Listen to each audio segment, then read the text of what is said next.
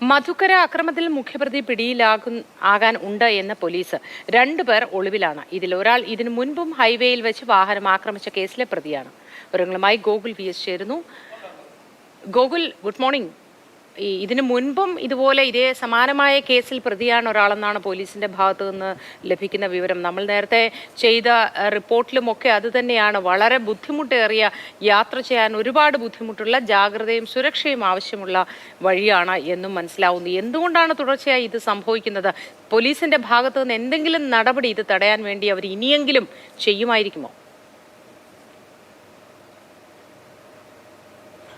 മോത്തി, അതായത് ഒരു മുഖ്യ പ്രതി ഇതിൽ പിടിയിലാകാനുണ്ടെന്നുള്ളതാണ് പോലീസ് പറയുന്നത്. ഇപ്പോൾ ഇനി 2 പേർ പോലീസ് തിരിച്ചറിഞ്ഞവരുണ്ട്, അവർ ഒളിവിലാണ്.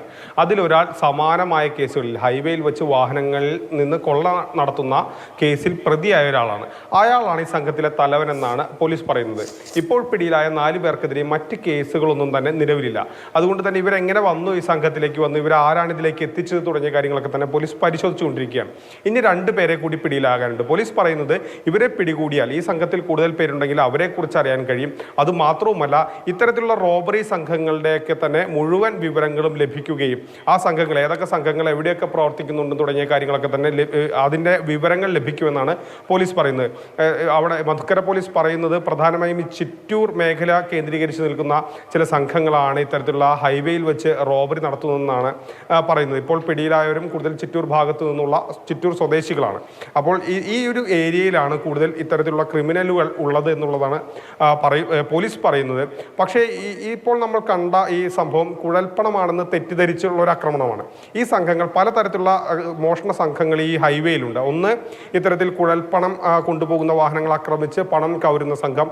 മാത്രമല്ല, സ്വർണം കൊണ്ടുപോകുന്ന വാഹനങ്ങൾ ആക്രമിച്ച് പണം തട്ടുന്ന സംഘം. മാത്രമല്ല, നമ്മൾ പ്രദേശവാസികളോട് സംസാരിച്ചപ്പോൾ മൂന്നാമതൊരു തരത്തിലുള്ള സംഘം കൂടിയുണ്ട്. അതായത് വണ്ടിയുടെ ഗ്ലാസ്സിലേക്ക് മുട്ട എറിഞ്ഞ് വാഹനങ്ങൾ നിർത്തിച്ച് മാലയും മറ്റും നമ്മുടെ സാധാരണ യാത്രക്കാരെ കൊള്ളയടിക്കുന്ന ഒരു സംഘം കൂടി ഈ ഒരു മേഖലയിൽ പ്രവർത്തിക്കുന്നുണ്ടെന്നാണ് പ്രദേശവാസികൾ പറയുന്നത്. അങ്ങനെ ഈ ഒരു വഴി എന്ന് പറയുന്നത് അപകടകരമായുള്ള ഒരു വഴിയാണ്. കാരണം നമ്മൾ അവിടെ ഇന്നലെ കഴിഞ്ഞ ദിവസം യാത്ര ചെയ്തിരുന്നു.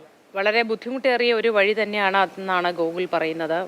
യാത്രക്കാരൊക്കെ ജാഗ്രതയോടെ ഇരിക്കുക, ശ്രദ്ധിക്കുക എന്ന് ഗോകുൽ പറയുന്നു.